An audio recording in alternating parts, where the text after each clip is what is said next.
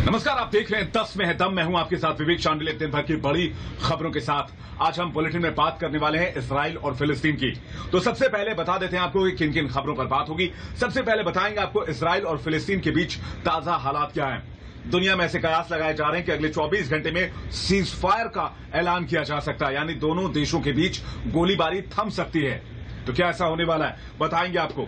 इसके अलावा बातचीत करेंगे कि पिछले 24 घंटे में इजराइल ने कैसे अपने तेवर बदले हैं। पिछले 24 घंटे की उन तस्वीरों से रूबरू कराएंगे जब इजराइल ने चुन चुनकर हमास के ठिकानों को निशाना बनाया है। एक्सक्लूसिव वीडियोस हमारे पास आए हैं जो हम आपके सामने रखने जा रहे हैं। इसके अलावा बात होगी कि कैसे दुनिया भर में इजराइल इकलौता ऐसा मुल्क है जो मुस्लिम देशों से घिरा हुआ है, लेकिन इसके बावजूद धीरे धीरे कैसे उसकी ताकत में इजाफा होता चला गया है। गैर मुस्लिम मुल्क होने के बावजूद कैसे इजराइल खाड़ी देशों के बीच सुपर पावर बनकर उभरा, इस खबर पर भी नजर डालेंगे। एक पड़ताल आपके सामने होगी, लेकिन उससे पहले आपको बता दें कि रिपब्लिक भारत आपसे जुड़े हर एक मुद्दे की आवाज उठाता है, तो आप भी अपनी आवाज उठाइए और रखिए अपने विचार कू ऐप पर। इसके लिए आपको कू ऐप डाउनलोड करना होगा। कू ऐप के यूजर्स के लिए हमारा आज का सवाल यह है कि क्या पाकिस्तान दुनिया के हर एक आतंकी संगठन के साथ खड़ा है? आप अपना जवाब हां या ना में दे सकते हैं। इसके लिए आपको कू ऐप डाउनलोड करना होगा, रिपब्लिक भारत को फॉलो करें और वहां अपना जवाब दाखिल करें। इस सवाल का जवाब हम बुलेटिन के अंत में आपके सामने जरूर रखेंगे। तो चलिए सबसे पहले बात करते हैं इजराइल फिलिस्तीन के बीच ताजा हालात की। एक तरफ इजराइल और फिलिस्तीन के बीच तनाव चरम पर है, वहीं दुनिया में कयास लगाए जा रहे हैं कि 24 घंटे के अंदर सीज फायर का ऐलान किया जा सकता है। लेकिन इस पर इजराइल के ही राष्ट्रपति बेंजामिन नेतन्याहू ने ब्रेक लगा दिया। बेंजामिन नेतन्याहू ने कहा कि जिस तरह से इजराइल को मुसीबतों और चुनौतियों का सामना करना पड़ा है, इस बार इजराइल न थमेगा न रुकेगा। उन्होंने साफ कर दिया कि इस बार बीमारी का इलाज किया जाएगा, न कि मरहम पट्टी की जाएगी। जो बात मैं आपको लगातार कहता आ रहा हूं कि इजराइल इस बार पीछे नहीं हटने वाला, यही बात बेंजामिन नेतन्याहू ने साफ कर दी और कहा कि इस बार बीमारी का सटीक इलाज करेंगे और कोई कोर कसर नहीं छोड़ेंगे।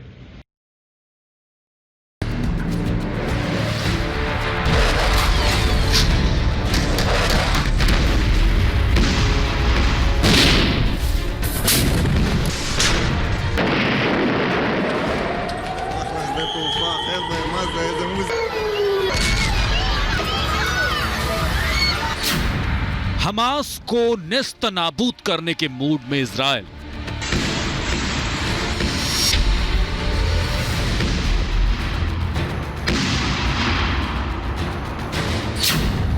इजराइल बोला इस बार बीमारी का इलाज करेंगे, मरहम पट्टी नहीं।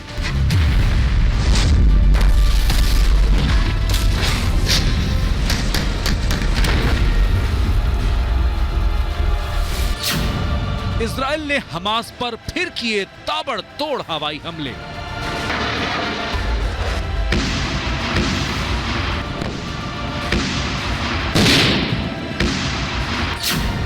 फिलिस्तीन पर हवाई हमलों के बीच चीन पर भड़का इजराइल।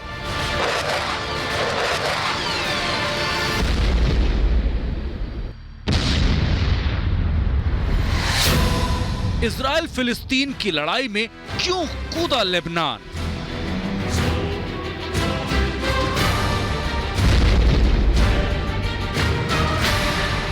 क्या तीसरे विश्व युद्ध की ओर बढ़ रही है दुनिया?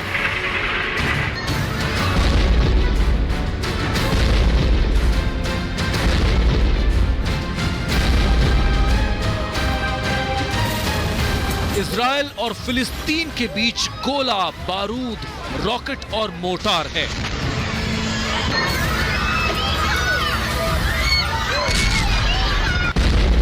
इजराइल और फिलिस्तीन के आसमान पर आग और धुएं का गुबार है। इजराइल और फिलिस्तीन के बीच सिर्फ चीखें और सिसकियां हैं।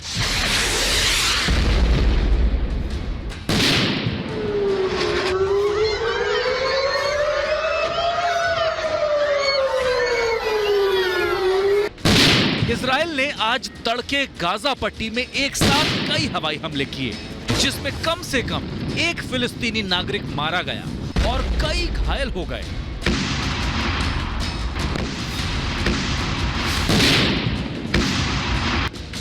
ये ताजा हमले तब हुए जब इजराइल के प्रधानमंत्री बेंयामिन नेतन्याहू ने आतंकी संगठन हमास के खिलाफ हमले करने की अमेरिकी दबाव के आगे झुकने से इनकार कर दिया। आतंकी संगठन हमास ने इजराइल में 4000 से ज्यादा रॉकेट दागे।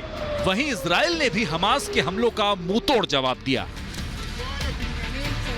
अमेरिकी राष्ट्रपति जो बाइडेन की शांति की अपील को धता बताते हुए इजराइल ने कहा वो आतंक के नासूर को जड़ से खत्म करना चाहता है, केवल मरहम पट्टी नहीं।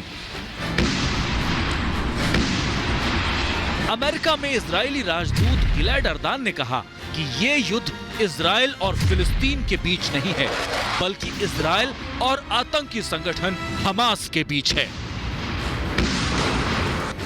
We should all understand that this war is not between Israel and the Palestinians. It's only between Israel and the terror organization Hamas.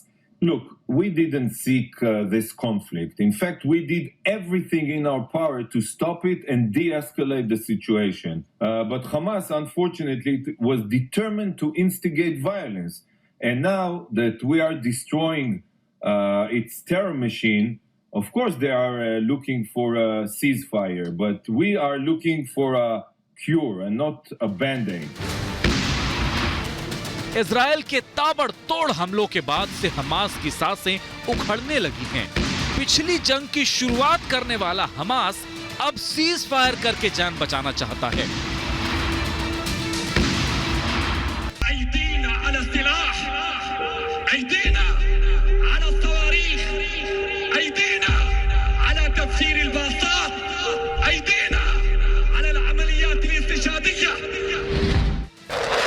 Hamas के नेताओं ने दावा किया है कि अगले 24 घंटे में इजराइल के साथ सीज फायर का ऐलान हो सकता है। हालांकि अभी तक इस बारे में इजराइल की ओर से कोई बयान नहीं आया।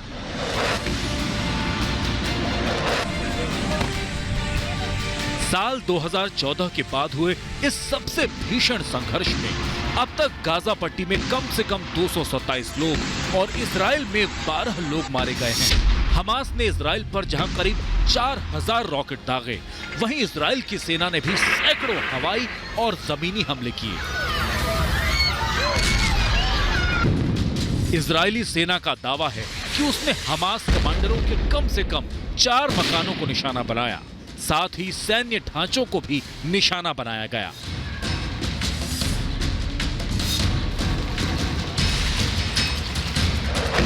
इजराइल के हवाई हमले में खान यूनुस में खावाल्दी परिवार का 2 मंजिला मकान ढह गया और उसमें रह रहे 11 लोग घायल हो गए।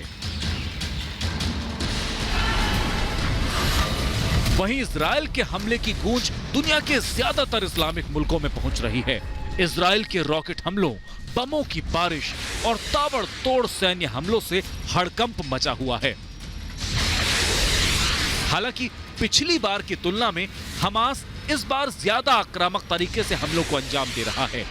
रक्षा विशेषज्ञों का मानना है कि हमास के पास अब पहले के मुकाबले ज्यादा कारगर हथियार हैं। माना जा रहा है कि ईरान के समर्थन के चलते हमास इतना आक्रामक हुआ है।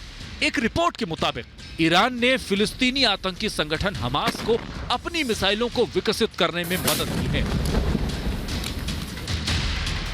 हमास के आतंकी कैंपों के निस्तनाबूद होने से सबसे ज्यादा पाकिस्तान परेशान है। आतंक की खेती करने वाला पाकिस्तान हमास के साथ डटकर खड़ा है, लेकिन पाकिस्तान को यह डर सताता रहता है कि इजराइल की तरह भारत भी उसके आतंकी कैंपों को तबाह कर देगा। फलस्तीनियों के साथ मदद करना चाहते हैं तो आपके पास सिर्फ एक ही रास्ता है और वो रास्ता ये है, जिहाद के अलावा, इन लोगों के साथ लड़ने के अलावा, इनका मुकाबला करने के अलावा हमारे पास कोई रास्ता नहीं है। हमारे पास एटम बम है, हम 7वीं कुव्वत है इस मुल्क के, इस मुमलिकत के।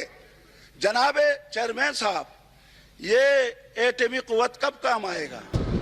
अब इजराइल और हमास के आतंकियों की इस जंग में लेबनान भी ताल ठोक रहा है। कल लेबनान ने इजराइल पर 4 रॉकेट दागकर अपने नापाक इरादे जाहिर कर दिए। माना जा रहा है कि लेबनानी आतंकी संगठन हिजबुल्लाह ने हमास का साथ देने के लिए ये हमले किए। हालांकि इजराइल के मजबूत एयर डिफेंस सिस्टम के आगे लेबनानी रॉकेट की हवा निकल गई। इजरायली सेना के मुताबिक लेबनान ने 4 रॉकेट उत्तरी इजराइल पर दागे थे, जिनमें एक रॉकेट खुले इलाके में गिरा, 2 समंदर में गिरे और एक को हवा में ही मार गिराया गया।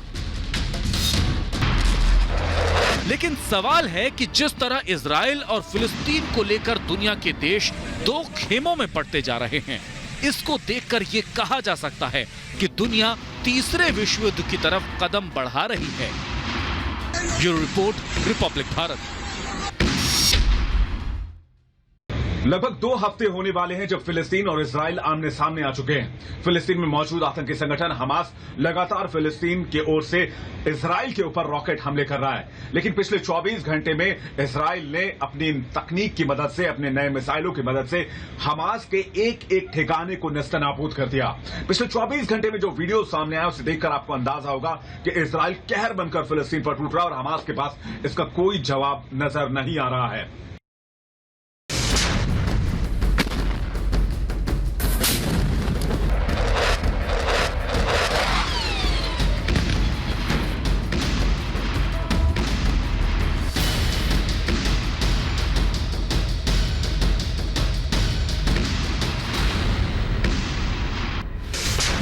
ये फिलिस्तीन की जमीन पर साल 1987 से पलने वाले आतंकी संगठन हमास के तबाही के सबूत।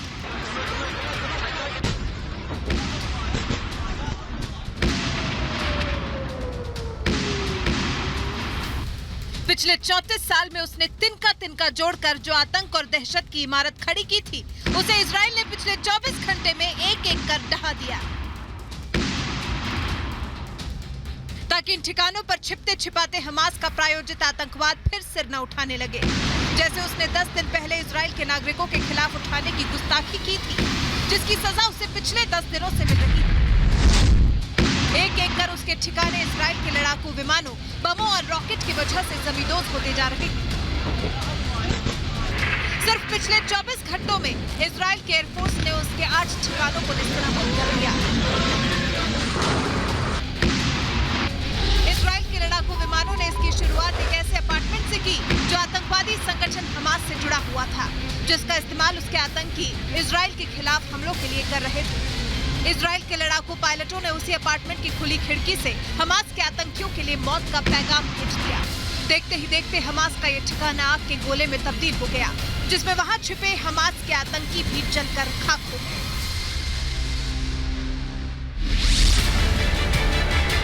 इसके बाद बारी आई कुछ ही दूर पर मौजूद हमास के एक एरियल डिफेंस पोस्ट की। इजरायली एयरफोर्स के जाबाज पायलटों की तरफ से दागे गए रॉकेट से वो अपनी ही सुरक्षा नहीं कर पाया। पलक झपकते ही हमास के इस एरियल डिफेंस पोस्ट का अस्तित्व ही मिट गया, जैसे इससे पहले वो उस जगह पर कभी मौजूद ही नहीं था। ये इकलौता एरियल डिफेंस पोस्ट नहीं था जिसका नामो निशान फिलिस्तीन की सरजमी से मिट गया, बल्कि आतंकी संगठन हमास का एक और एरियल डिफेंस पोस्ट कुछ यूं ही तबाह हुआ, जो पेड़ों की घनी छाया के पीछे छिपने की नाकाम कोशिश कर रहा था, लेकिन वो इजरायली पायलटों की तेज निगाहों से बच नहीं सका। देखते ही देखते फिलिस्तीन के मानचित्र से उस पोस्ट का भी अस्तित्व मिट गया। आतंकी संगठन हमास से एरियल डिफेंस पोस्ट पर आई इजरायली आफत का सिलसिला यही नहीं थमा, बल्कि इसके बाद एक और एरियल डिफेंस पोस्ट की बारी आई, जो हमास के लड़ाकों की अपनी भी सुरक्षा नहीं कर पाया। बारी बारी से एरियल डिफेंस पोस्ट की दोनों खिड़कियों को इजरायली रॉकेट ने उड़ा दिया। हमास की सिर्फ नाम की हवाई सुरक्षा को भेदने के लिए इजरायली एयरफोर्स ने फिर उनके रॉकेट लॉन्चर्स को भी तलाशना शुरू किया, जिससे पिछले 10 दिन में इजराइल पर 4000 से ज्यादा रॉकेट दागे जा चुके थे। लेकिन अब तबाही बरसाने की जगह तबाही झेलने का वक्त था। एक इजरायली पायलट ने पलक झपकते ही हमास के उस रॉकेट लॉन्चर की बर्बादी की कहानी लिखी।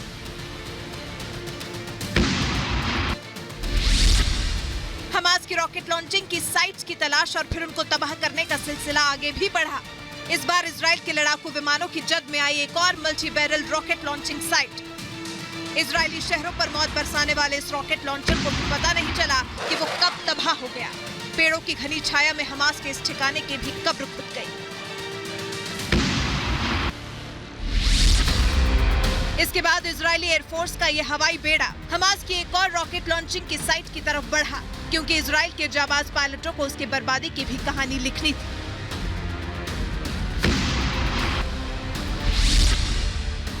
हमास के छोटे से छोटे ठिकाने को भी अपने नागरिकों के लिए खतरा मान चुके इजराइल ने इसके बाद एक और मल्टी बैरल रॉकेट लॉन्चर को खोज निकाला। उसका भी वही हश्र हुआ जो हमास के बाकी रॉकेट लॉन्चर्स का हुआ। साफ है कि 10 मई को हमास ने इजराइल के खिलाफ पहला रॉकेट दागकर जो गलती की थी, उसकी सजा उसे 10 दिनों बाद भी मिल रही है। हमास के रॉकेट हमले के जवाब में इजराइल उसके एक एक ठिकाने को मलबे में तब्दील कर देना चाहता है, ताकि फिर कभी हमास के आतंकी इजराइल के नागरिकों के खिलाफ आंखें उठाने या उनको नुकसान पहुंचाने की जरूरत न कर सकें। Bureau report, Republic Bharat. Israel से पूरी दुनिया इस वक्त शांति की अपील कर रही है। हर कोई इजराइल से शांत रहने को कह रहा है, लेकिन मुस्लिम देशों से घिरे होने के बावजूद इजराइल के तेवर हमेशा से आक्रामक रहे हैं। आखिर खाड़ी देशों में होने के बावजूद इजराइल इतना बड़ा सुपर पावर कैसे बन गया? इजराइल की तकनीक, इजराइल का डिफेंस सिस्टम, इजराइल की क्षमता, सैनिक क्षमता, ये तमाम चीजें इतनी ताकतवर कैसे हो गई? 54 सालों में इजराइल ने अपने आप को इतना मजबूत कैसे कर लिया कि वो अकेले इन तमाम दुश्मनों से लोहा ले सकता है? आइए नजर डालते हैं।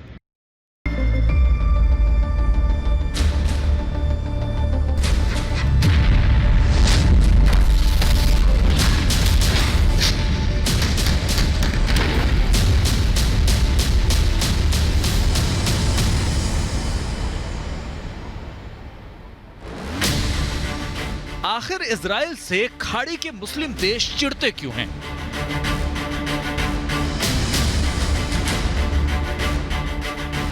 इजराइल दुनिया का एकमात्र ऐसा देश है जहां की बहुसंख्यक आबादी यहूदियों की है। हालांकि इजराइल एक छोटा देश है, लेकिन उसकी सैन्य ताकत का लोहा पूरी दुनिया मानती है।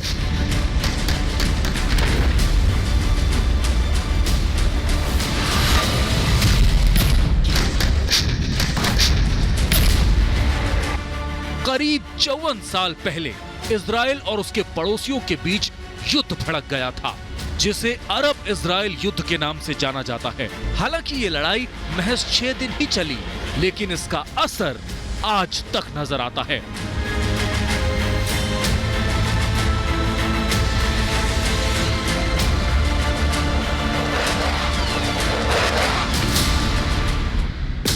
इजराइल की आबादी 90 लाख के आसपास है।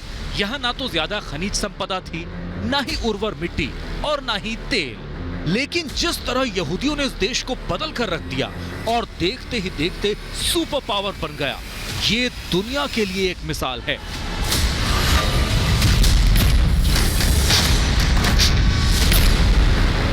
इजराइल की अचीवमेंट्स के पीछे में क्या है? महज 1948 में बना देश 73 साल के बाद में इस स्थिति में है कि पूरी दुनिया को चुनौती दे सकता है। उनको मालूम है कि वो चारों तरफ से दुश्मनों से घिरा हुआ है और उनके लिए जरूरी है, अनिवार्य है, मस्ट है कि उनकी जो ताकत है, स्पेशली मिलिट्री और इकोनॉमी और टेक्नोलॉजी की, वो एकदम उम्दा होनी चाहिए। चाहे बात कृषि की हो या फिर साइंस रिसर्च की या फिर सैन्य क्षमता की, इजराइल ने हर किसी को जबरदस्त तरीके से प्रभावित किया।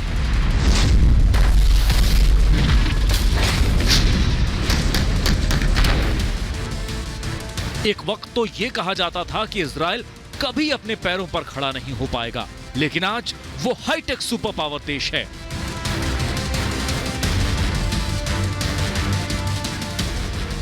इजराइल सबसे ज्यादा आधुनिक हथियार बेचता है।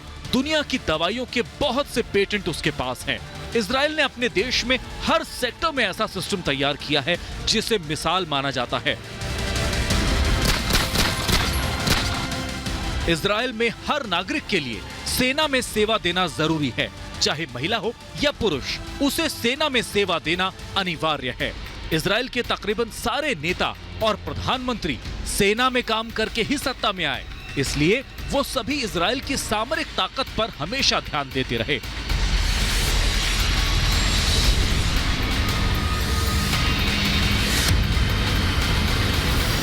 इजराइल के अंदर में जो फौजी सर्विस है, मिलिट्री सर्विस है, वो मैंडेटरी है। महिलाओं के लिए भी 2 साल 4 महीना और जब तक उनकी उम्र 38 साल नहीं होती है तब तक वो फौज में नौकरी करती हैं। इनफैक्ट सब के सब उनके जितने भी लोग हैं वो फौज में नौकरी करते हैं। और मैं बताना चाहता हूं कि उनकी जो लीडरशिप है वो भी फौज से ही निकल के आती है। ये सबक है सारी दुनिया के लिए कि किस प्रकार पैट्रियटिज्म और नेशनलिज्म होनी चाहिए। फिलहाल इजराइल के पास अपने खुद के विकसित किए हुए टैंक्स, सैन्य सिस्टम, मिसाइल और लड़ाकू विमान हैं, जिसकी मांग दुनिया भर में है। यहाँ तक कि भारत भी इजराइल से बड़े स्तर पर सैन्य साजो सामान खरीदता है।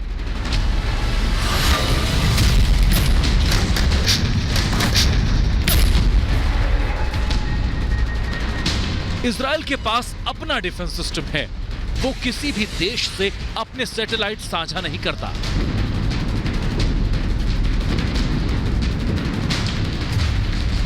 बता दें, इजराइल अब तक 7 बड़े युद्ध लड़ चुका है और हर बार जीता है।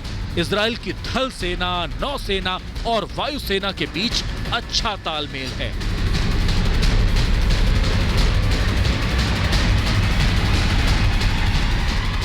यानी सेना के तीनों विंग एक दूसरे से हर जरूरी सूचना साझा करते हैं और हर ऑपरेशन की जानकारी तीनों विंग के अफसरों को दी जाती है। भारत के साथ भी इजराइल के खास संबंध हैं। जब भारत की इंटेलिजेंस एजेंसी का गठन हुआ तब भी इजराइल की खुफिया एजेंसी मोसाद ने मदद की थी और बाद में भी दोनों देशों के संबंध और गहरे होते गए। और आज इजराइल की ताकत का लोहा पूरी दुनिया मानती है। यही वजह है कि आतंकी संगठन हमास अपना सिर ओखली में डालकर पछता रहा है। Bureau report, Republic Bharat.